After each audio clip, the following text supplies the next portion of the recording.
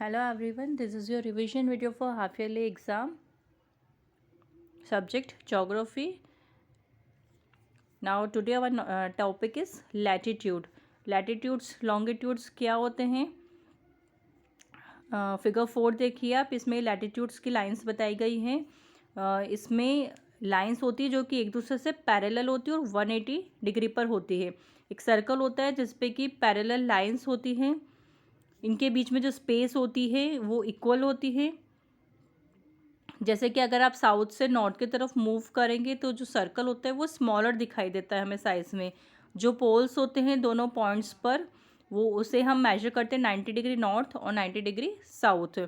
जिस सर्कल है, all the circles are latitudes, इनको हम लैटिट्यूड्स कहते हैं। जितने भी सर्कल्स दिखाई दे रहे हैं आपको फिगर 4 के अंदर, इन्हें हम लैटिट्यूड्स कहते हैं। ये एक दूसरे से पैरेलल होते हैं, इसलिए इनको कहा जाता है पैरेलल्स ऑफ लैटिट्यूड्स। मतलब जितनी भी ये लाइंस हैं, सर्कल्स बने हुए हैं, इन्हें हम कहते हैं पैरेलल ऑफ लैटिट्यूड्स। जो इक्वेटर होता है 0 डिग्री पे, वो लार्जेस्ट सर्कल होता है और वो अर्थ को डिवाइड करता है नॉर्थ और साउथ जोन में। इक्वेटर को भी हम लैटिट्यूड कह सकते हैं। जो लैटिट्यूड है वो अर्थ को डिवाइड करता है डिफरेंट हीट जोन्स में। As spherical earth with tilted axis does not get equal sunshine on all its part. क्योंकि अर्थ की एक्सिस जो होती है वो टिल्टेड होती है, इसलिए सारे पार्ट्स में इक्वल सनशाइन नहीं जा पाती है। तो हम वो डिफरेंट हीट जोन्स आगे पढ़ेंगे। फिर है लॉन्गिट्यूड्स। लॉन्गिट्यूड्स क्या होते हैं? जैसे कि लैटिट्यूड में 180 पैरेलल सर्कल्स होते हैं, लॉन्गिट्यूड में 360 डिग्री पर लाइंस होती हैं जो कि नॉर्थ पोल से लेकर साउथ पोल तक होती है। फिगर 5 में आप लोग देख सकते हैं। ये पैरेलल्स नहीं होती है, जैसे कि लैटिट्यूड में पैरेलल्स होती है लेकिन इसमें पैरेलल नहीं होती है। ये एक पॉल से स्टार्ट होती है और दूसरे पॉल पर जाकर कन्वर्ज होती है, मीन्स आपस में इंटरसेक्ट होती है। दिस लाइंस ऑफ लॉन्गिट्यूड्स को हम कहते हैं मेरिडियंस ऑफ लॉन्गिट्यूड।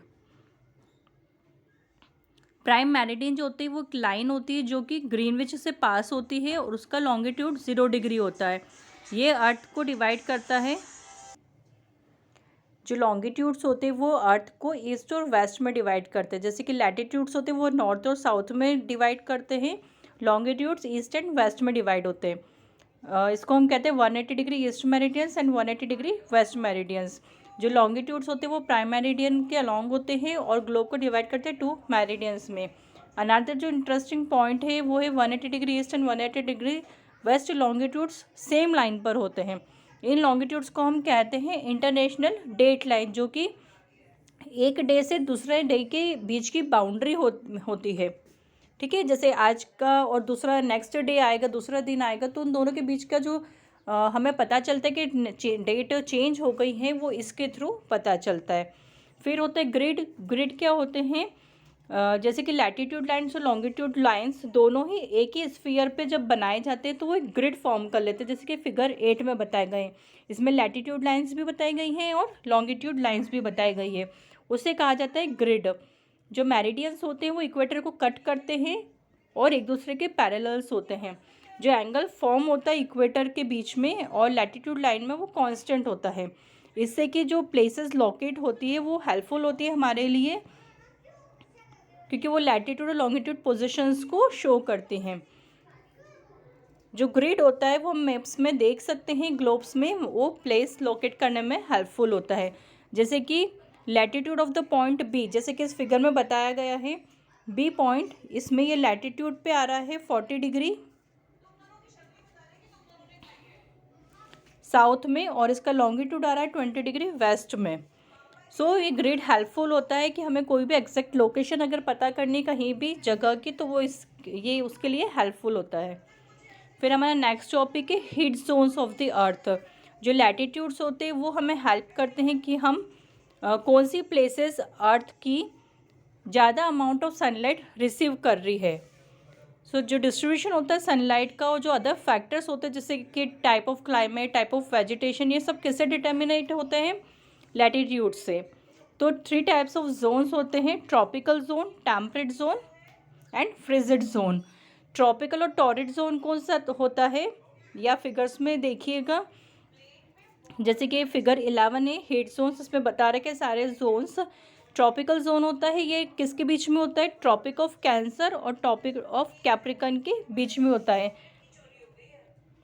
इस जोन पर मिड डे सन एग्जैक्टली ओवरहेड, इस जोन पर जो मिड डे सन होता है वो एग्जैक्टली इसके ऊपर होता है। जो डायरेक्ट सनरेज होती है इसकी वजह से बहुत ज़्यादा हॉट होता है। जो वर्ड टॉरिड है उसका मतलब होता है hot. So tropical zone got the same name torrid, इसलिए ट्रॉपिकल जोन को टॉरिड जोन भी कहा जाता है क्योंकि बहुत ज़्यादा गर्म होता है, हॉट होता है। यहाँ पर जो मिड डे सन होता है वो एग्जैक्टली ओवरहेड होता है, इसके सिर के ऊपर ही होता है, इसलिए बहुत ज़्यादा गर्मी होती है।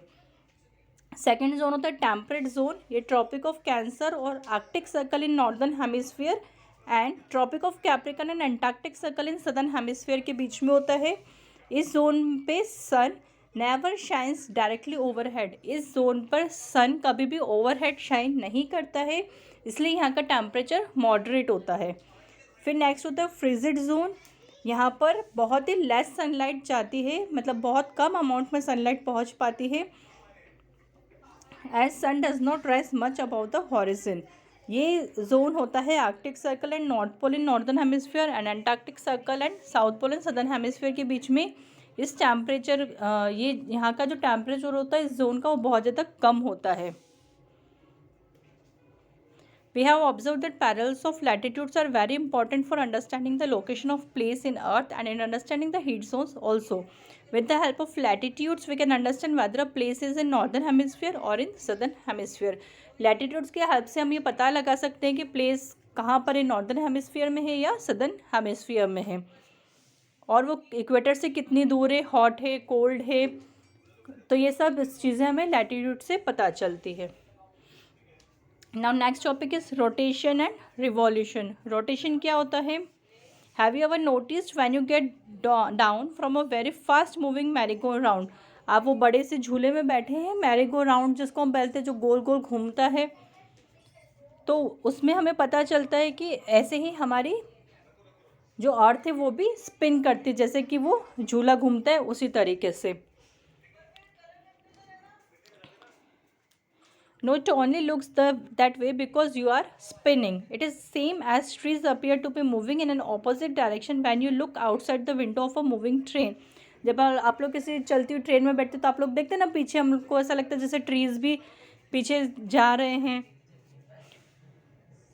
So the sun also does not rise or set, it is the earth that moves.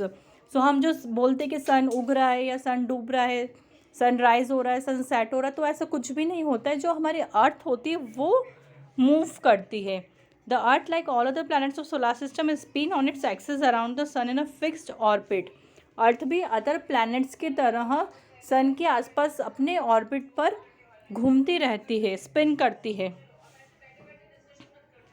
सो जो ऑर्बिट होते हैं सभी प्लैनेट्स को एक लाइन में होते हैं और making a kind of flat disc called orbital plane. Spinning of earth on its axis is known as rotation. So जो अर्थ अपने ही एक्सिस पे स्पिन करती घूमती है तो उसको हम कहते हैं रोटेशन। ठीक है, जैसे कि ये फिगर 3 में बताया है रोटेशन।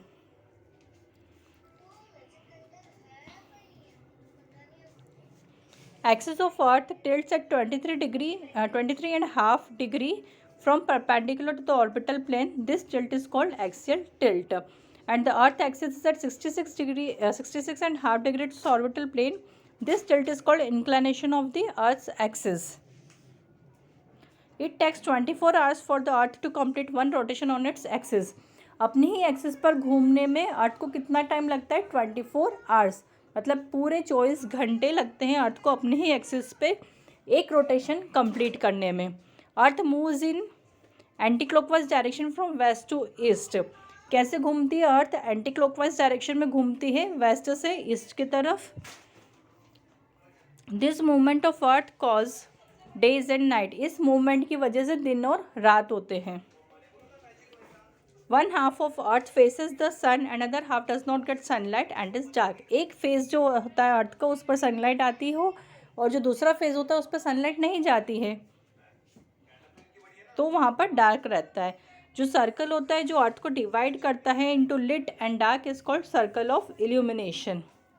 ठीक है, ये फिगर 4 में दिख रहा है। एक फेस जो है अर्थ की वो डार्क है और एक येलो कलर की है, क्योंकि जो तो बीच की जो लाइन दिख रही है वो होता है circle of illumination. The circle slowly changes from east to west because earth rotates from west to east and causes varying length of days and nights. The length of days and nights are equal at equator. जो equator वाली position होती है वहाँ पर days और night equal होते हैं।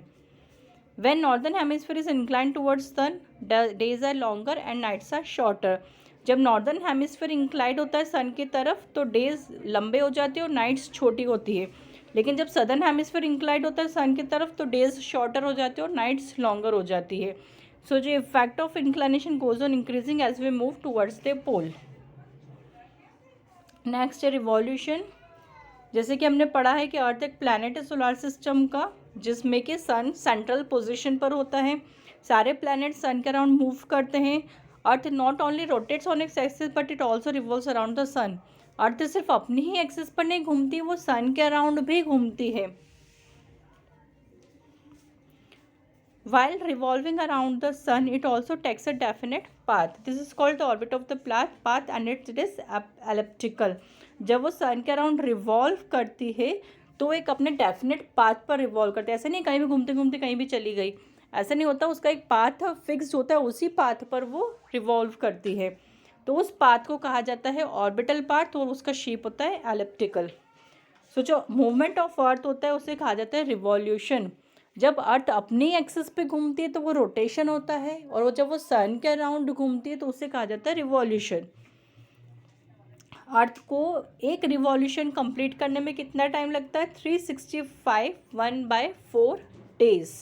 इतना टाइम लगता है उसको सन के अराउंड एक रिवॉल्यूशन कंप्लीट करने में, जिसे कहा जाता है अर्थ year. 365 days make a year and 1/4 day is added to the month of February every 4 years, making it 29 days. It is known as leap year. जो 365 days होते हैं उससे तो पूरा 1 ईयर कंप्लीट हो जाता है, और 1/4 इसलिए कहा जाता है क्योंकि वो फेबररी मंथ में ऐड होता है, जो कि हर 4 साल बाद आता है, जिसमें 29 डेज होते हैं, जिसे हम कहते हैं लीप ईयर। रिवॉल्यूशन के इफेक्ट क्या होते हैं? 2 मेजर इफेक्ट्स होते हैं रिवॉल्यूशन के। एक तो क्या, चेंजिंग ऑफ सीजन। जो सीजन्स चेंज होती है वो किसकी वजह से होती है? जो अर्थ रिवॉल्व करती है सन के अराउंड, उसकी वजह से। जो टेम्परेचर चेंज होता है अर्थ सरफेस का वो, और जो डे और नाइट की लेंथ होती है वो भी रिवॉल्यूशन पर डिपेंड करती है। अंडरस्टूड?